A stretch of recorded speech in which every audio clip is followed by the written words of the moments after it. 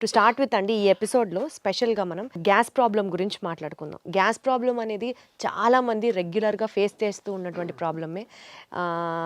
Gas వదలడం అనేది మధ్య మధ్యలో నలుగురిలో ఉన్నప్పుడు కాస్త ఇబ్బందిగా అనిపించవచ్చు. అండ్ బ్లోటింగ్, కడుపు ఎప్పుడు ఫుల్గా అనిపించడం, ఏమి తినాలనిపించకపోవడం. సో మేబీ ఇవాల్టి రేపటి మనకున్న స్ట్రెస్డ్ లైఫ్ స్టైల్ ఒక మేజర్ రోల్ ప్లే చేస్తున్నా సరే గ్యాస్ ప్రాబ్లమ్ని కనుక సరిగ్గా ట్రీట్ చేయకపోతే చాలా కాంప్లికేషన్స్ కూడా వస్తాయని విన్నాము. So you have to tell us అసలు గ్యాస్ ప్రాబ్లం అంటే ఏంటి సార్, ఎన్ని రకాలు ఉంటాయి and how do we overcome this? So గ్యాస్ట్రోఎంట్రాలజిస్ట్కి అంతా గ్యాస్ మయం లాగే ఉంటుందండి. రోజు ఉదయం నుంచి సాయంత్రం వరకు పేషెంట్స్ అందరూ గ్యాస్ గ్యాస్ గ్యాస్ అని వస్తారు.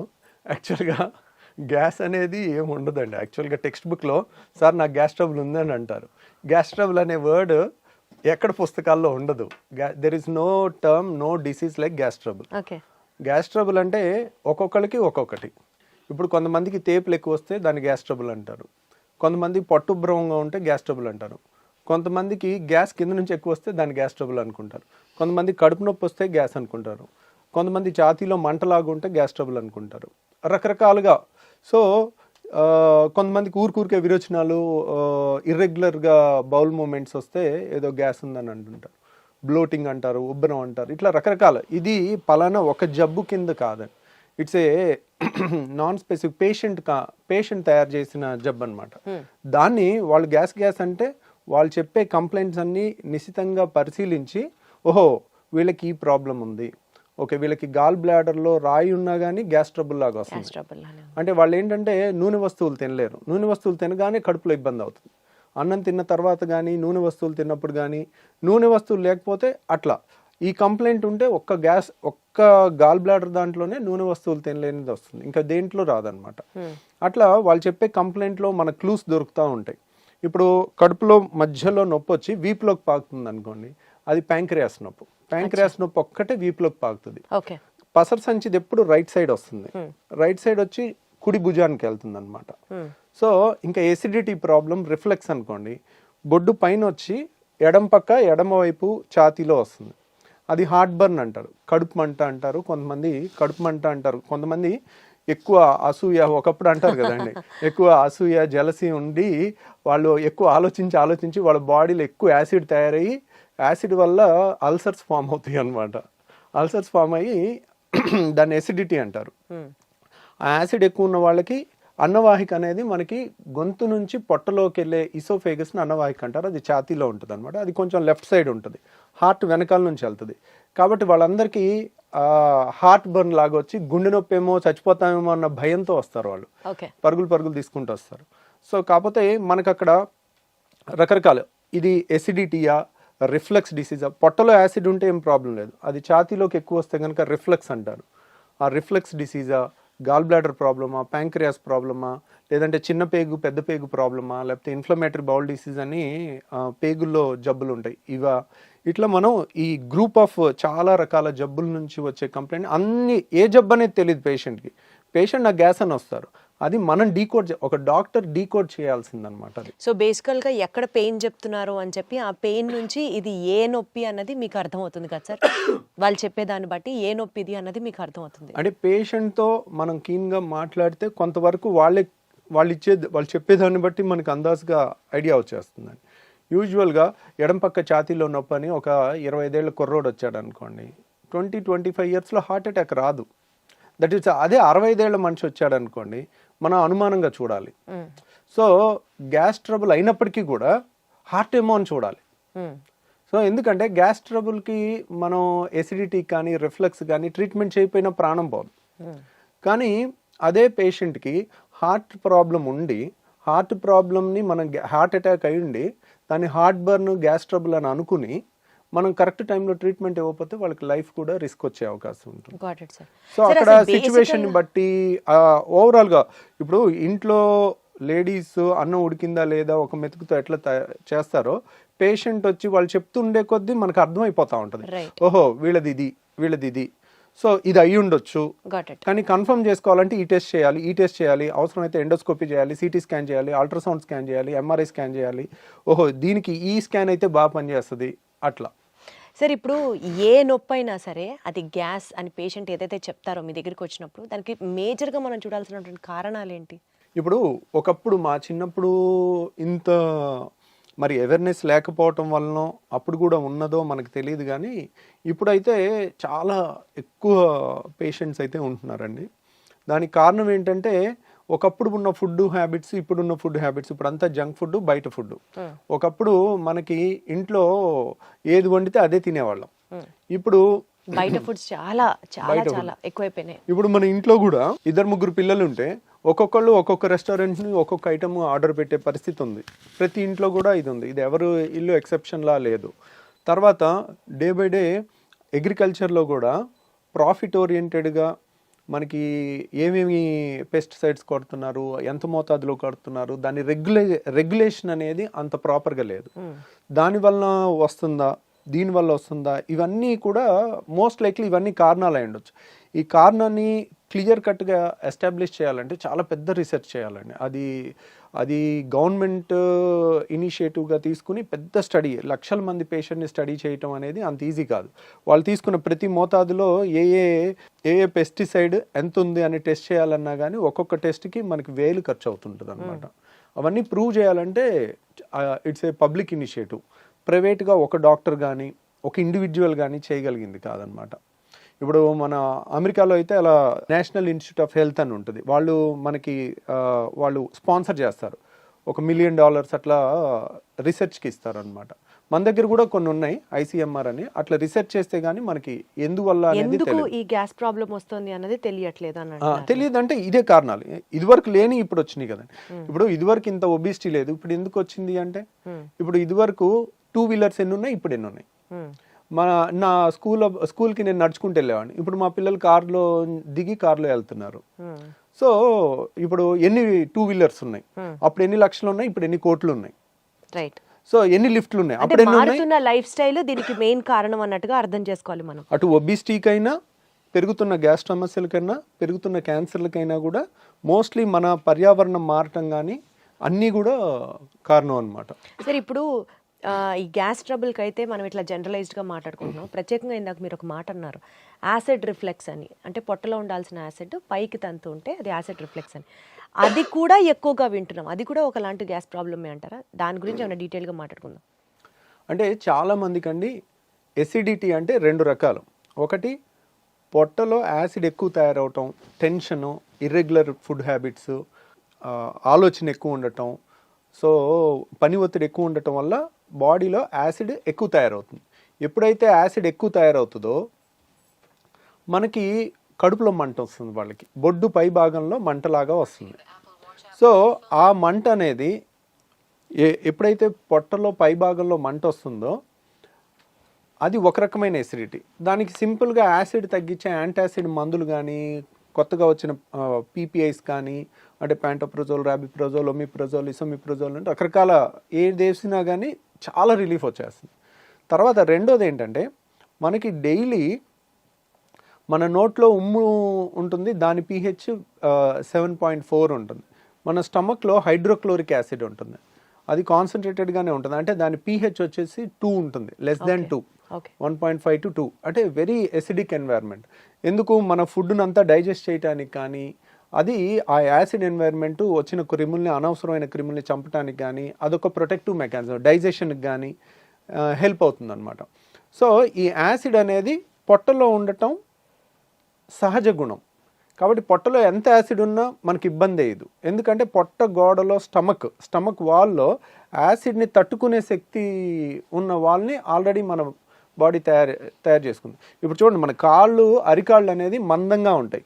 అరికాళ్ళ మీద నడిచినా మనకి అవి మందంగా ఉండటం వల్ల అది అడాప్ట్ అయి ఉంటుంది అనమాట, మనకి ఏ ఇబ్బంది ఉండదు. అంతే బరువు మన చేతి మీద, కాలు మీద, వేరే చర్మం మీద పెడితే ఆ చర్మం ఊడిపోద్ది. ఎందుకు? ఇట్ ఈస్ నాట్, దానికి తయారవ్వలేదు. నడవటానికి అరికాలు తయారైంది. అలాగే యాసిడ్ని తట్టుకోవటానికి మన స్టమక్ వాల్ తయారైంది అనమాట. జీర్ణాశయం యొక్క ఎక్కడైతే యాసిడ్ ఉంటుందో ఆ లోపల పొర యాసిడ్ని తట్టుకునే విధంగా తయారైంది. కానీ మన అన్నవాహిక, ఇసోఫేగస్, ఇక్కడ నుంచి ఇక్కడ వరకు ఉన్న ఇసోఫేగస్ మాత్రం అది యాసిడ్కి తట్టుకునేటట్టు తయారవ్వలేదు. కాబట్టి పొట్టలో యాసిడ్ ఉంటే కొంచెం కడుపు మంట వస్తుంది, చాలా ఈజీగా ట్రీట్ చేయొచ్చు మనం. వాళ్ళకి గ్యాస్ ట్యాబ్లెట్ ఇస్తారు, కొన్ని యాంటాసిడ్ ఇస్తారు, తగ్గిపోతుంది, they will be very happy. కానీ ఈ పొట్టలో ఉండాల్సిన యాసిడ్ ఇక్కడ వాల్వ్ ఉంటుంది, ఛాతీకి పొట్టకి ఛాతీకి మధ్యలో ఒక వాల్వ్ ఉంటుంది, దాన్ని హయాటస్ అంటారు. ఆ హయాటస్లో వెడల్పుగా ఉండి వాల్వ్ లూజ్గా ఉంటే దాన్ని హయాటస్ హెర్నియా అంటారు. చాలామందికి ఎండోస్కోపీ రిపోర్ట్ చూస్తే లాక్స్ ఎలియస్ అంటారు. లాక్స్ ఎలియస్ అంటే లోవర్ ఇసోఫేజియల్ స్ఫింక్టర్, ఇసోఫేగస్ అంటే అన్నవాహికలో ఇక్కడ ఒక కంట్రోల్ ఉంటుంది, అప్పర్ ఇసోఫేజియల్ స్ఫింక్టర్ అని. ఇక్కడేమో lower oesophageal sphincter. Lower oesophageal అయిపోయిన తర్వాత స్టమక్ స్టార్ట్ అయిపోతుంది, అంటే జీర్ణాశయం స్టార్ట్ అయిపోతుంది.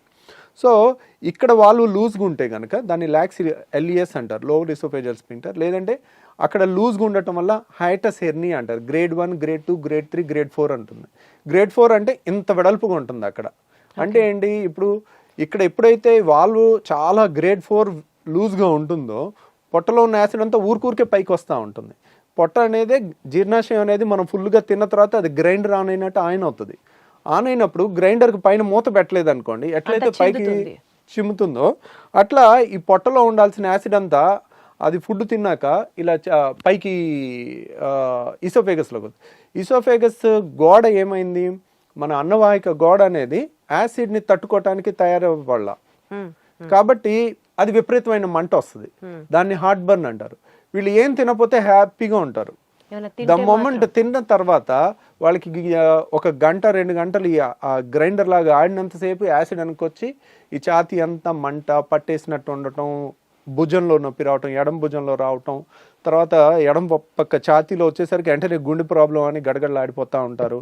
ఎక్కడో టీవీలో చూస్తారు 25 ఏళ్ల మనిషి ఒక ఇలా కూలబడి చచ్చిపోతే అది హార్ట్ అటాక్ కాదో కూడా ఎవరికి తెలియదు. ఎవరికి తెలుసు, sudden death, it is a sudden death. Heart attack అని ప్రూవ్ ఉండదు, కానీ అందరూ దానికి లేబుల్ వేసేస్తారు. ఇప్పుడు మీడియా ఎవరన్నా సడన్ గా కోల్బడి చచ్చిపోయారు అనుకోండి, హార్ట్ అటాక్ అని తోసేస్తారు. Who can prove it? దానికి రియల్ గా ప్రూవ్ చేయాలంటే సడన్ డెత్, సడన్ గా కళ్ళు తిరిగి పడిపోయి చచ్చిపోవటానికి చాలా కారణాలు ఉంటాయి. సో ఇప్పుడు అంతెందుకు, మనకి ఒలింపిక్స్ ఆడే ఒలింపిక్ ప్లేయర్స్ కూడా రన్నింగ్ చేస్తూ సడన్ గా కోల్బడి చచ్చిపోయినట్టుంది. మరి వాళ్ళకి హార్ట్ అటాక్ వస్తుందా? అథ్లెట్స్కి రాదు కదా. సో చాలామంది ఏంటంటే మీడియాలో ఎమెచ్యూర్ పీపుల్ అంటే నాన్ ప్రొఫెషనల్ పీపుల్ ర్యాపిడ్ కన్క్లూజన్స్కి వస్తారు. ఆ ర్యాపిడ్ కన్క్లూజన్స్కి వచ్చి ఒక యంగ్స్టరు కళ్ళు తిరిగి పడిపోతే హార్ట్ అటాక్ వచ్చి చచ్చిపోయాడని అలా ప్రొజెక్ట్ చేశారనుకోండి, ఎడం పక్క గుండెలో నొప్పి వచ్చిన హార్ట్ బర్న్, యాసిడ్ ప్రాబ్లం వల్ల, రిఫ్లెక్స్ వల్ల వచ్చిన వాళ్ళందరూ నిద్రలేని రాత్రులు గడపాల్సి వస్తుంది. అమ్మో నేను చచ్చిపోతే అలా. కానీ అసలు ఈ యాసిడ్ రిఫ్లెక్స్ వల్ల ప్రాణాలు పోయే సిచ్యువేషన్ కూడా ఉంటుందా సార్? ఉండదు, కానీ ఆ భయంతో ప్రాణం పోయినట్టు బతుకుతారు వాళ్ళు. అయ్యయ్యో. సో ఎప్పుడైతే ఎక్కడో టీవీలో ఒకటి చూసి సడన్గా యంగ్స్టర్స్లో కూడా హార్ట్ అటాక్స్ పెరిగిపోయినాయి అని మీడియాలో వచ్చింది అనుకోండి, అమ్మో ఎడం పక్క నొప్పి వస్తుంది, నాకు గుండె నొప్పి ఏమో, నేను అలా చచ్చిపోతానేమో, నా పిల్లలు ఏమైపోతారు, నా భార్య ఏమైపోద్ది, ఇంకా రాత్రి అంతా నిద్రపోకుండా అలా కూర్చుని ఉంటారు వాళ్ళు, బయటికి చెప్పుకోలేరు. కానీ వాళ్ళకి ఏదైనా తింటేనే కదా వచ్చేది ఆ అనీజీనెస్. కానీ వచ్చినప్పుడు కూడా మరి తింటే అంటే ప్రతి పూట తింటారు కదా. ఇప్పుడు కొంతమంది ఇర్రెగ్యులర్ టైమింగ్స్లో, ఈ కాలంలో స్ట్రెస్ లేని జాబ్ ఏది ఉంది, కరెక్ట్ టైంకి ఫుడ్ తినే జాబ్ ఏది ఉంది? అందరూ పరుగులు తీస్తా ఉండి రాత్రి 10ంటికి వచ్చి బిర్యానీ తినొచ్చారు అనుకోండి, అర్ధరాత్రి 12ంటికి వాళ్ళకి వస్తుంది కరెక్ట్గా. ఆ టైంలో ఇంకా వాళ్ళు నిద్రపోరు, పాపం ఒకసారి ఇంట్లో వాళ్ళు నిద్రపోనివారు, కొంతమంది సైలెంట్ గా సఫర్ అవుతా. మరి ఏంటి సార్ దీనికి ప్రాబ్లం? ఆ లూజ్ అయిన వాల్వ్ ని టైట్ చేయొచ్చా? ట్రీట్మెంట్ ఏంటి? ఇంకా వాళ్ళు ఏం తినకుండా ఉంటారు అంటే గ్యాస్ ట్రబుల్లో చాలా మంది ఇలాంటి పేషెంట్స్ ఏంటంటే వీళ్ళకి మందులు ఇచ్చి ఫస్ట్ తగ్గించవచ్చండి. అంటే కంప్లీట్గా తగ్గించకపోయినా కంప్లీట్గా ఒక వాల్వ్ అనేది స్ట్రక్చరల్ డిఫెక్ట్ ఉంటే it has to be rectified. Okay. Acid ఎక్కువ ఉందనుకోండి, యాసిడ్ని తగ్గించవచ్చు. ఇక్కడ యాసిడ్ ఎక్కువ ఉండటం ప్రాబ్లం కాదు, నార్మల్ ఉండాల్సిన యాసిడే ఉంది, కానీ పొట్టలో ఉండాల్సిన ఛాతీలోకి వస్తుంది. రైట్. సో అక్కడ లూజ్గా ఉన్న వాల్వ్ని సో ఏదో విధంగా టైట్ చేసుకోవాలి. ఆ టైట్ చేసుకునే ముందు మనకి కొన్ని జాగ్రత్తలతో తగ్గించవచ్చు. ఆ జాగ్రత్తలు ఏంటంటే రిఫ్లెక్స్ కేర్ అంటారు దాన్ని. దాంట్లో ఏంటంటే ఒకేసారి కడుపు నిండా తినటం అనేది పెట్టుకోకూడదు. కడుపు నిండా తింటే ఏంటంటే ఈ ఛాతీలోకి ఎక్కువ వెనక్కి రావటం అనేది ఎక్కువ ఉంటుంది. ఇప్పుడు 4 ఇడ్లీలు 5 ఇడ్లీలు పడుతున్నాయి అనుకోండి, వాళ్ళు 2 మించి తినకూడదు. ఒకసారి కరెక్ట్గా 1.5 గంట ఆగి మళ్ళీ 2 తీసుకోవాలి, మళ్ళీ 1.5 2 గంటలు ఆగి మళ్ళీ 2 తీసుకోవాలి. ఇంకా దానికి నామోషి పడకూడదు, బాక్స్లో పెట్టేసుకోవాలి, ఎక్కడైనా ఒక 5 నిమిషాలు బ్రేక్ తీసుకోవాలి, పనిలో అయినా టక్ తినేసి అట్లా తెలివిగా చేసుకుంటే కనుక ఒకేసారి ఎక్కువ ఫుడ్ లేకపోతే ఎక్కువ వెనక్కి రాదు, ఎక్కువ యాసిడ్ తయారవదు, ఎక్కువ వెనక్కి వాళ్ళకి రాదు, కూడా అంత అన్ఈజీనెస్ ఉండదు అప్పుడు పాపం. ఉండదు. అది ఒకటి. తర్వాత చాలా మంది చేసేది ఏంటంటే చక్కగా 4 ఇడ్లీలో 5 ఇడ్లీలో లేదంటే 3-4 దోశలో తినేసి గ్లాసు నీళ్లు 2 గ్లాసు నీళ్లు తాగుతారు. తాగితే ఇంకా ఎక్కువ వెనక్కి వచ్చేస్తుంది. ఓకే. సో వీళ్ళు ఎప్పుడు కూడా నీళ్లు తిన్న తర్వాత తాగకూడదు, మనకి నీళ్లు తాగాలి.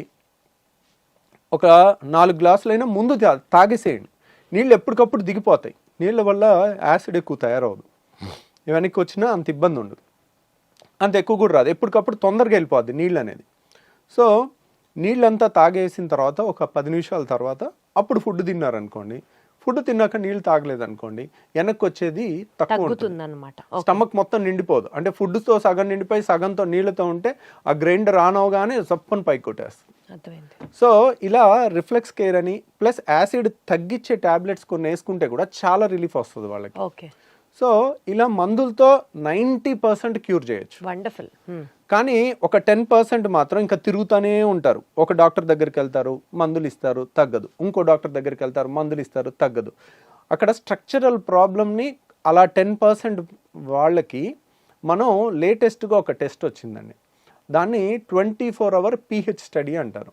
అంటే 24 గంటలు మనం హాస్పిటల్లో ఉంచి ఒక మెషిన్కి బెల్ట్ దగ్గర పెట్టేస్తాం, బెల్ట్ దగ్గర పెట్టేసి సన్న దారం లాంటిది ముక్కులోంచి స్టమక్ వరకు పంపిస్తే దాని మీద pH సెన్సార్స్ ఉంటాయి.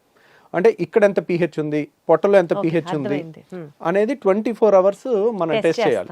టెస్ట్ చేస్తే యాసిడ్ ఇక్కడ కూడా ఎక్కువ ఉందని వచ్చినప్పుడు pH ఇక్కడ 2 ఉంటుంది, ఇక్కడ 7 ఉండాలి, ఇక్కడ కూడా 2 ఉందనుకోండి, that indicates reflex disease, acid reflex disease. దాన్ని కన్ఫర్మ్ చేసుకున్న తర్వాత అది ఆ టెస్ట్ పాజిటివ్ వస్తే మాత్రం సర్జరీ చేసుకోవాలి. ఆ టెస్ట్ కొంచెం కాస్ట్ ఎక్కువ ఉంటుంది, 24 గంటల హాస్పిటల్లో ఉండి చేసుకోవాలి. సో బట్ దాంట్లో కనుక మనకి పాజిటివ్ వచ్చిందంటే కనుక అప్పుడు we can consider reflex surgery. Anti reflex surgery అనేది మనం ఈ వాల్వ్ని టైటన్ చేసుకుంటే వెనక్కి రాకుండా ఉంటుందన్నమాట. ఓకే. ఓకే. సో ఆ సర్జరీ మన దగ్గర ఇక్కడ చేస్తున్నారా సార్? మనం కూడా పర్ఫామ్ చేస్తాం. ఈ యాంటీ రిఫ్లెక్స్ సర్జరీని నిస్సెన్స్ ఫండాప్లికేషన్ అంటారు, దాని పేరు నిస్సెన్స్ అనే సైంటిస్ట్ పేరు పెట్టారనమాట. ఆ ఫండాప్లికేషన్ అంటారు.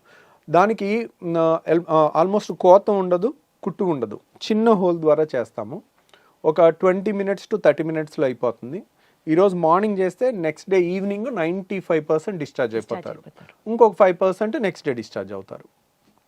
సో ఇది ఎఫెక్టివ్నెస్ ఎంత ఉంటుంది అంటే కనుక ఆల్మోస్ట్ 75% నుంచి 85% వరకు ఉంటుంది. ఒక 25%కి సగం రిలీఫే ఉంటుంది. ఎందుకు దాంట్లో 100%కి 100% గ్యారంటీ చెప్పలేకపోతున్నాం. ఇప్పుడు రాళ్ల సమస్య ఉంది, గాల్ బ్లాడర్ తీసేసాం, 100% క్యూర్, మళ్ళీ జన్మలో వాళ్ళు మన దగ్గరికి రావాల్సిన పని ఉండదు. అది 100% అనే 99% 100% గ్యారంటీగా చెప్పేయచ్చు. అదే రిఫ్లెక్స్ దాంట్లో 70 to 85% అనేది చాలా హై రిజల్ట్ అనమాట.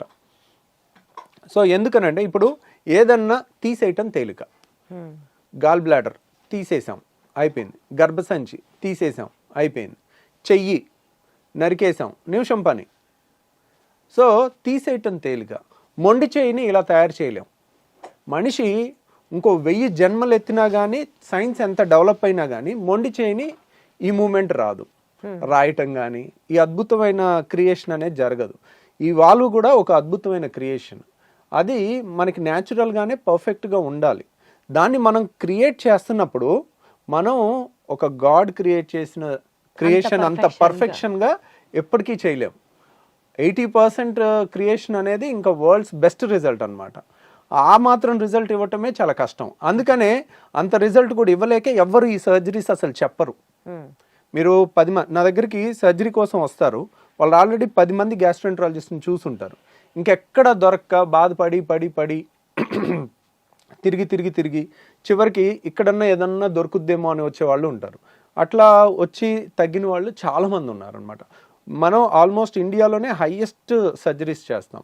ఇదేంటంటే టెక్నికల్లీ ఛాలెంజింగ్ అనమాట. మనం కొంచెం ఈ టైట్ ఎక్కువ చేసామనుకోండి వాళ్ళకి ముద్ద దిగదు, పట్టేసుకున్నట్టు ఉంటుంది.